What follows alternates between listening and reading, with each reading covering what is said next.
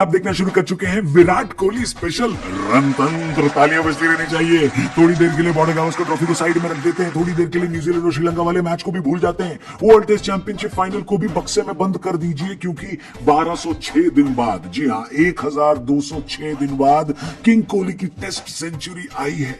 आंखें तरस गई थी भाई साहब। आखिरी बार जब कोहली ने टेस्ट सेंचुरी मारी थी तब चाइना में उस आदमी ने चमगादड़ नहीं खाया था, महाराष्ट्र में सरकार नहीं गिरी थी, टिकटॉक इंडिया में बैन नहीं हुआ था, लोग लूडो खेल का टाइम पास नहीं कर रहे थे। कहने का मतलब यह है कि बहुत वक्त हो गया है। लेकिन पिछले साल एशिया कप में T20 सेंचुरी, उसके बाद वनडे सेंचुरी और अब टेस्ट सेंचुरी मारकर विराट ने सही मायनों में वापसी कर ली है।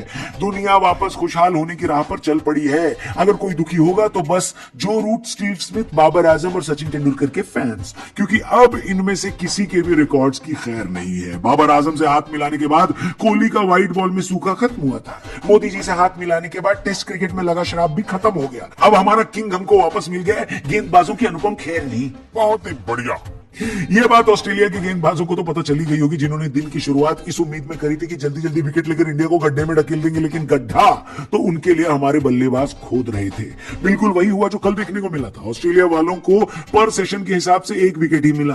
पहले सेशन में वो विकेट रविंद्र जडेजा का था, जो कि 28 बनाकर मर्फी का शिकार बने। लेकिन इस सेशन की जो हाईलाइट थी वो थे विराट कोहली। कल का खेल खत्म होने तक कोहली ने 5 चौके लगाए थे, लेकिन इतनी बढ़िया टच में नजर नहीं आए थे। लेकिन आज के दिन पर उनका ही नाम लिखा हुआ था। लंच तक आते आते कोहली ने 88 बना लिए, यानी अपनी 75वीं इंटरनेशनल सेंचुरी से सिर्फ 12 रन दूर थे।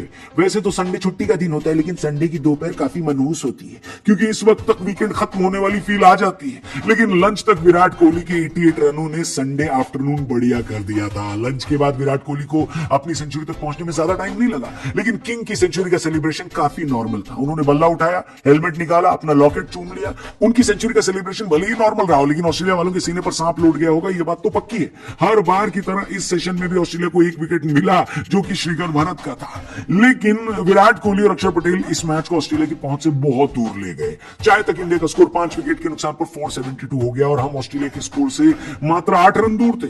यानी एक बात तो क्लियर हो गई थी कि अब यह मैच या तो ड्रॉ होगा या इंडिया जीतेगी। ऑस्ट्रेलिया वालों की जीत की संभावनाओं के लिए ही आर्यभट्ट जी ने जीरो का आविष्कार किया था। नहीं, चाय खत्म हुई तो इंडिया वालों में और एनर्जी आ गई। वैसे भी गुजरातियों का और चाय का बढ़िया कनेक्शन है। हैशटैग मोदी जी। तो लोकल गुजराती बॉय अक्षर पटेल ने चाय के बाद आखिरी सेशन में मोर्चा संभाला और बहुत लंबे लंबे हिट्स लगाए। अगर ओवरऑल देखें तो अक्षर पटेल बॉर्डर गावस्कर ट्रॉफी में भारत के बेस्ट बल्लेबाज नजर आए। नागपुर और दिल्ली में उनके बल्ले से हाफ सेंचुरी निकली।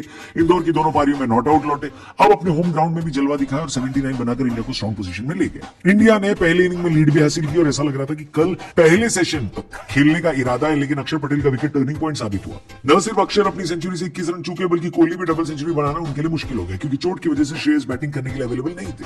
नतीजा ये हुआ कि सामने वाले बल्लेबाज आउट होते गए और कोहली के पास बड़ा शॉट खेलने के अलावा कोई ऑप्शन नहीं बचा। ऐसा करने के चक्कर में कोहली 186 बनाकर आउट हुए। लेकिन पिछले 3 महीनों में लगाए गए उनके मंदिरों के चक्कर ने उनके 3 साल का इंतजार खत्म करवा ही दिया। इंडिया ने पहली पारी में 571 बनाए, 91 की लीड ली। ऑस्ट्रेलिया ने दिन का खेल खत्म होने तक 6 ओवर में 3 रन बना लिए और आखिरी दिन वो बाकी बची 88 की लीड पाटने उतरेंगे।